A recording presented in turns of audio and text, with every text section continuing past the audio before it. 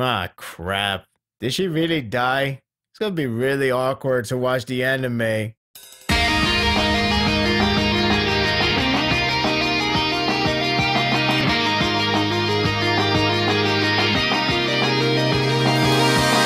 I don't really know if what we have seen is confirmed or not, but if we do believe it, then life sucks and then you die. Shinobu tried her best, but challenging a second upper moon was already asking for a secure loss.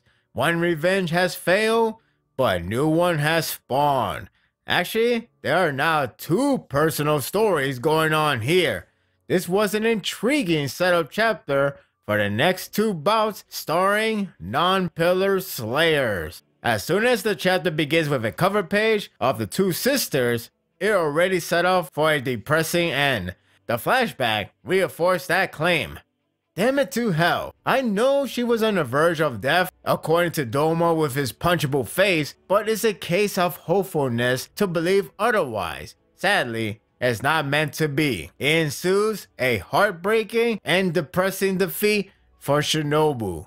The flashback shows the moment where her life changed drastically, so much so she doesn't have the same sensation she once had in childhood. That sensation is happiness. She was living normal and peaceful until a demon kills her family. Her view on happiness lies atop a thin sheet of glass. This could be a metaphorically speaking that her world lies in dark and cruel nature, while the other side lies the world she was once living in. That, or another way of saying happiness, can be shattered easily by a tragic event. As seen in the last chapter, it was Gyome that came to rescue her and her sister.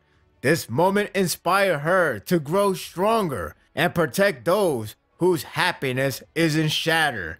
This is why she is so likable despite the hidden scary nature, which would be explained further later in the chapter. The two sisters made a promise to keep everyone happy, never let them experience any tragedy that shattered theirs. There's no wonder the insect pillar is designed to be hopeful and free-spirited. The two live to protect and slay demons. If they can slay a demon, they can slay dozens. If they can slay Upper Moon, they can slay hundreds. It's what keeps them motivated and strong. Whether they truly can kill one or not, they have to do it. The image of Taijiro asking her if she is angry appears. It's a question that defines her character as a whole. The answer is yes. All the time. This is rather sad knowing how she put up a mask whenever she smiles or even look calm and peaceful. Although she is nice towards humans and friends, she is always fumed with anger. It's hard to blame her. She lost far too many loved ones to even feel genuinely happy. Even the little girls back home lost their families, and that alone enraged her. In a symbolic way, her anger is what led to her fate. Death by her sister's murderer. That's just cruel.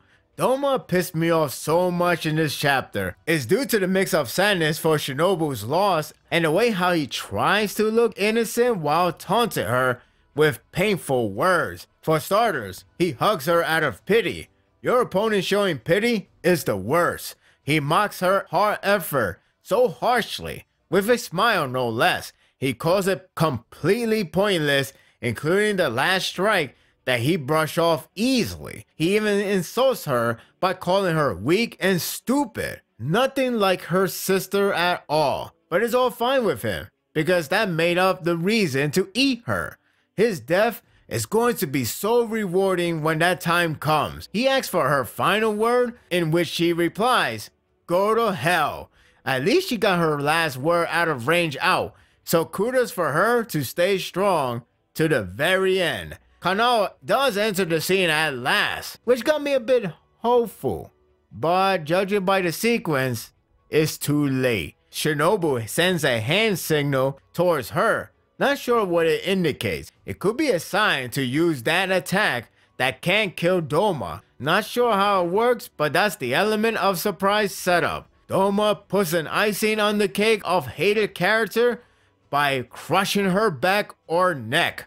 She drops her sword, and if we go by the reaction and the flow of an eerie atmosphere, it would seem Shinobu is gone.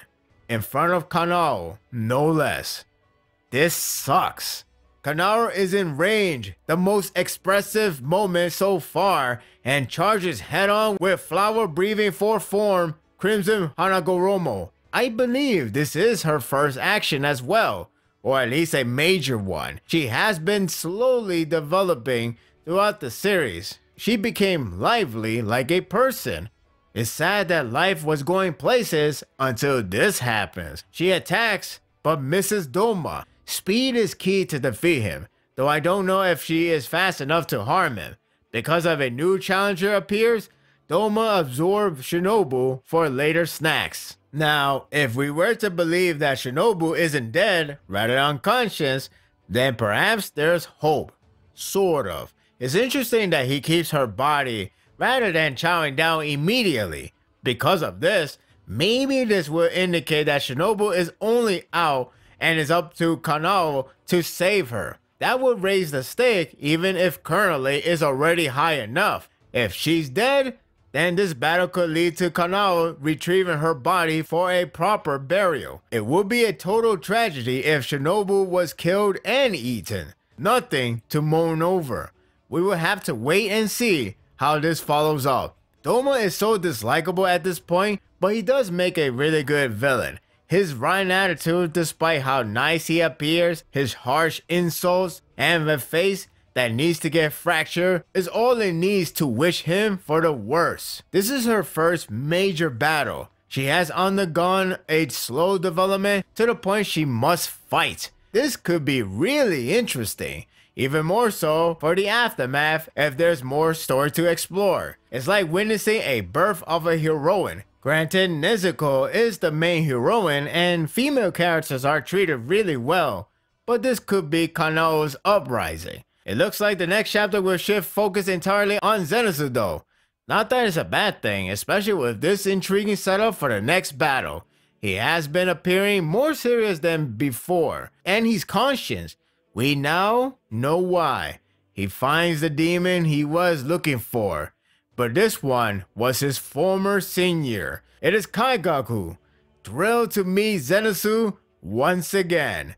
It's the student from Zenitsu's flashback, I believe chapter 34, but now, not only a demon, but an Upper Moon member. Wow, this has gotten really personal and crazy really fast. Now I understand why Zenitsu has been acting strange. This battle should be really good. Overall, this was a pretty intriguing chapter. It has a sad defeat for Shinobu, likely dead, with the sad note of anger led to her end. Doma continues to be a threat and someone you want to see him get annihilated. An interesting setup for two battles, one with Kanao to avenge her master, and the other one with Zenitsu to settle a personal grudge. The visual is really good, coming a long way for the mangaka with its solid sequences and details. I expect the next chapter to start with a flashback. Maybe, maybe not. One thing is certain, when it gets personal, someone is going to pay dearly. And that will do it for the review. I hope you enjoyed this one. Part of me really wish Shinobu is alive, but I really doubt it. Unfortunately, this type of series, you can actually believe a character's death. And when a character dies, well, they die. But we'll see what happens. Maybe there'll be a twist. For now, let's focus with Zenitsu and his former senior. What do you think of the chapter? Are you looking forward to the next battle with Zenitsu? Or you want to go back to with Kanao and see if she can avenge her master? Share your thoughts in the comment section. If you like this and want more of this, subscribe to my channel and my world will be yours to stay. Until next time, take care.